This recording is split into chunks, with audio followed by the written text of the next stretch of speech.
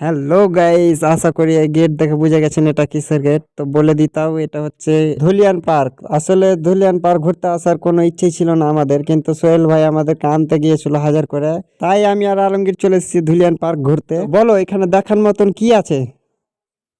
ও, ঝর্ণা আছে। দিয়ে ঔরঙ্গাবাদ থেকে 2 লিটার তেল পুড়িয়ে এই ঝর্ণাটা দেখতে আলি খাপা চোদা।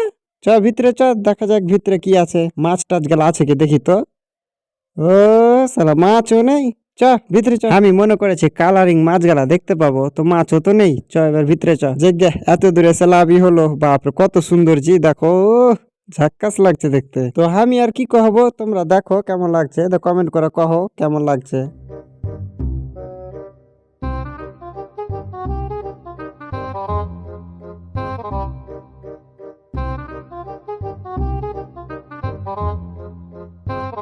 Hello guys, welcome back to my new episode of my daily vlog. So please watching my video and support my channel. So guys, দেখতে পাচ্ছেন এখন আমরা চলে এসেছি।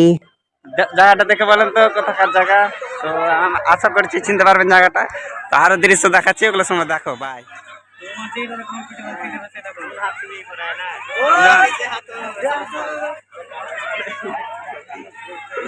তো যত ঘোরার ঘুরে নিয়ে এখন কিছু ছবি টবি তুলবো। তো দেখো ছবি টবি গুলা তুলছি হারা।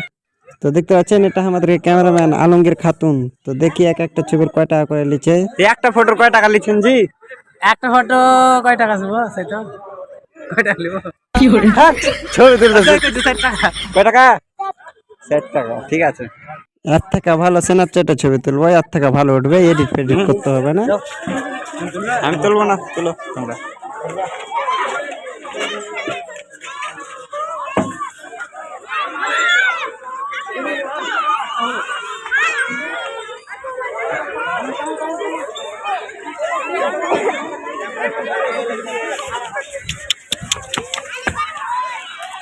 তো গাইস, ব্লগটা আপনাদেরকে কেমন লাগলো? আশা করি ভালো লাগলো। তো যদি ভালো লাগে like comment share and subscribe করে আমাদের পাশে থাকেন। পরের ব্লগ আসছে আমাদের শুটিং টাইম। বাই।